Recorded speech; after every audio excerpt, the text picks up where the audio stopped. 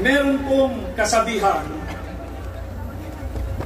na united we stand, divided we fall. Tayong naririto, tinututulan po natin at hanggat sa makakaya natin, ayon sa ating makakaya, ay huwag nating payagan ang divided we fall.